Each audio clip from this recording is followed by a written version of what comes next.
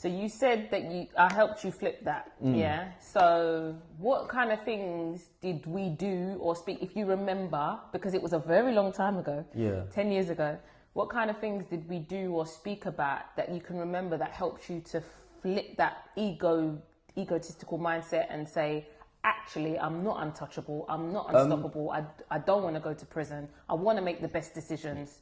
More so, obviously, you telling me about people that you'd had in, because I remember you used to go prison visits and that at the time, and obviously me thinking, like, I don't want to do that, do you know what I mean?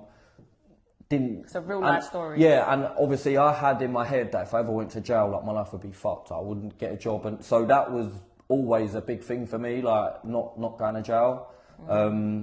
So yeah, but before that, I was at the point where I didn't really care about nothing, didn't think God would allow me to go to jail or allow anything like that to happen to me. And then, yeah, I feel like you brought me down to earth, kind of made me realise, like, not to fuck about, innit? So you mentioned the life stories. Can you remember anything else that we spoke about specifically or did that helped you? So I can hear the life stories, I can also hear the relationship with God.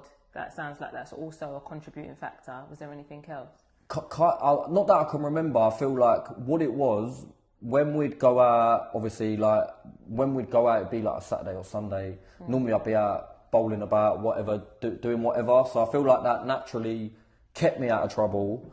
And then it just kept me out of trouble, kept to the point where I was slowly maturing at the same time.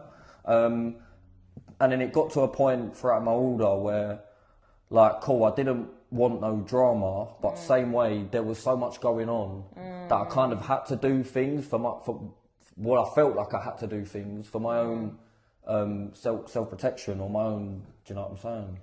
So one thing I believe in is doing life. We call it doing life with your young people.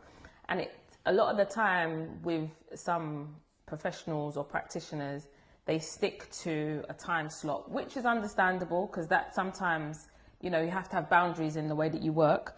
But I recognise that with this work, there has to be a level of flexibility. There has to be a level of being able to not just work in the week, but work at the weekend. Do you know what I mean? So it's kind of nice to hear you saying that actually us doing things at the weekend kept me away from... Yeah, like, I didn't feel like I was going to a Sparks to Life thing or yacht fit. Do you get what I'm saying? I was just going out with a mentor, kind of like, does that make sense? I was going out with because we used to yourself. box up. Yeah, we used to do things, creams when it first opened and that. Things like as a kid that I was interested in, like, oh, creams was not, do you know what I'm saying? Things like, oh, cool, I'd tell my mates about it and that.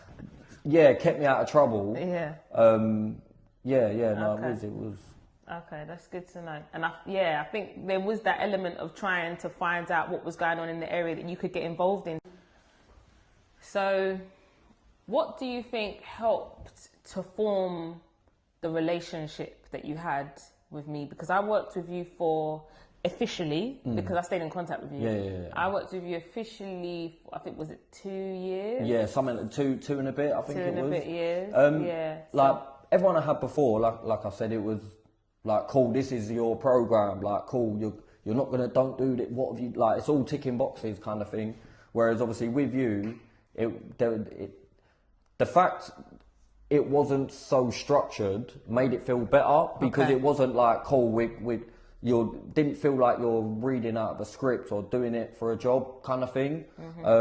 Because it wasn't so structured, it felt more natural, so I feel like that helped it. That's dope, that's dope. And I think that that's important for other people to be aware of, because I currently, I don't know if you know, but I train a lot of my team, and I train professionals and practitioners around how to work creatively, engage young people in the system and how to support them through the system. And this is some of the things that ultimately I want them to hear. Do you know what I mean? Not having structured sessions, just kind of being free and just getting to know you, because I think at the time, literally all I was trying to do at the beginning was get to know you, you know? So I think that's always been my approach, is curiosity and getting to know the person. And it's nice to hear that you appreciated that and you benefited from that. Do you know what I mean? So that's nice to hear. So I'll thank you for that feedback. No, that's